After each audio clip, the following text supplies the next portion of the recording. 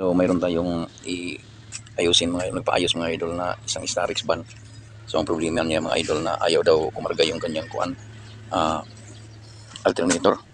Sa bagay, tama naman si sir na ayaw kumarga kasi pag tinatanggal daw niya yung terminal ng battery, namatay. At saka nagmamagnet daw mga idol yung kanyang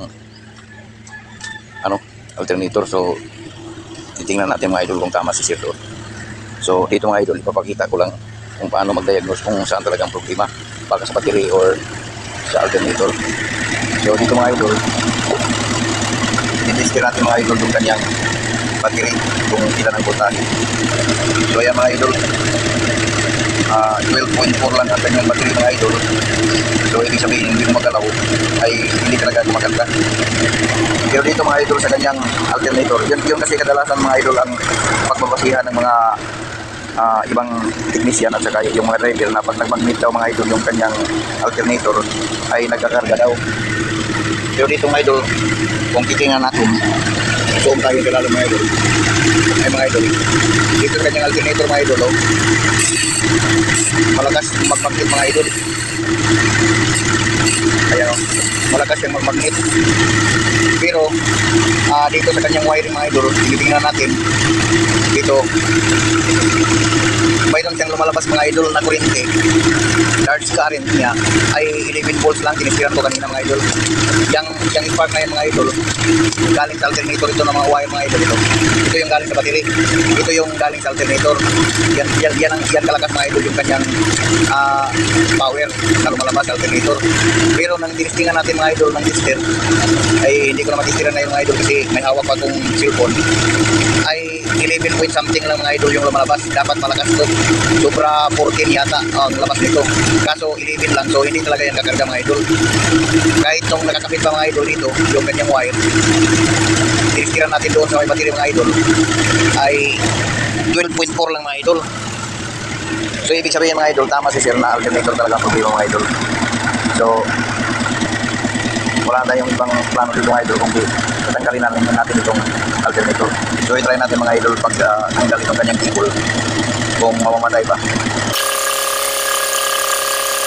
So ayan mga idol, namamatay talaga. So ibig sabihin sa alternator talaga ang problema mga idol. Ititester pa rin natin mga idol na yung kanyang battery kung ilan na lang na hindi siya. So ayan mga idol, ganon din nung nag-andar pa 12.4, ganon din itong patay na yung makina niya, 12.4 din. So yun mga idol ang diagnose ko. So naana diri guys ang iyang alternator mga idol, ato ni ablihan mga idol para ipakita na ko sa inyo mga idol kung tama ba itong akong duda mga idol nga sa charging side lang niya na yung coil sa charging niya ang may problema or di kaya ang iyang rectifier diode. So ablihan nato mga idol.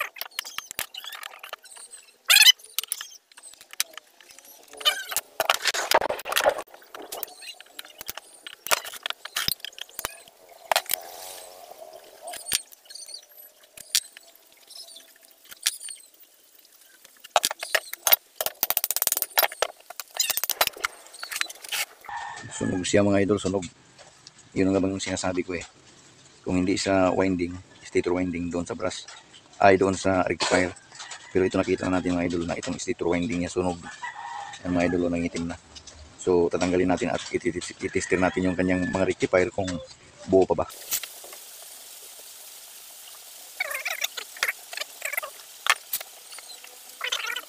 Pag testing na ito mga idol, ang aning klase nga diode, simple lang mga idol. So ito yung mga terminal niya sa mga diode, yung tauran sa kaning iyang stator winding. So ano lang na mga idol, bali may tester ka nakasit sa times 100, tapos iligay mo yung, alam naman natin ito positive, ito para sa battery naman ito, pero lagyan naman natin ng negative na test probe sa ating tester. Tapos titestiran natin ng ganyan sa kada terminal. So wala, hindi siya pumapalo. So baliktarin natin yung test probe mga idol, ganyan. So ayan, pero hindi siya umabot ng 0, nasa 2 ohms lang siya, tapos times 100, so ibig sabihin 200 ohms. Ganyan, dito sa isa, tapos dito, so dito. So ibig sabihin mga idol, itong positive side ng diode ay okay. So dito naman tayo sa negative, ilagay natin yung positive test probe sa kaha, kasi nakakaha naman itong negative. So testiran natin. So yan mga idol, tumatakbo siya ng bahagya. Ayan.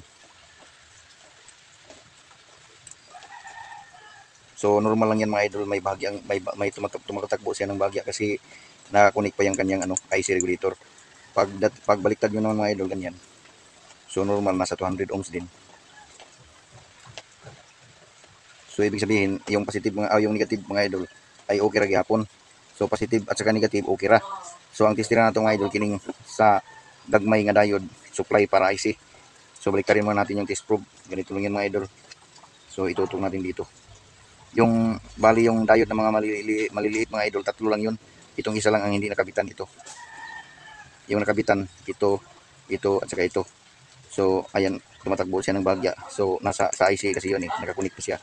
So baliktarin natin mga idol, ito ang normal. Ayan. So normal din yung kanyang maliliit na mga diode mga idol. So ibig sabihin, buo ito. Yung IC niya, yung mga diode niya sa negative at saka positive, at saka yung diode na supply sa regulator. At saka mahaba pa yung kanyang mga carbon brush. So ibig sabihin, okay ito. Yung problema lang talaga mga idol, ito. Itong stator mga idol. At sunog na. So ito na yung mga idol, na-rewind na natin. So ibabalik natin dito sa kanyang dapat kalagyan para may kabit natin doon mga idol ko, at ma-try natin kung matistingan natin kung kakarga ba siya.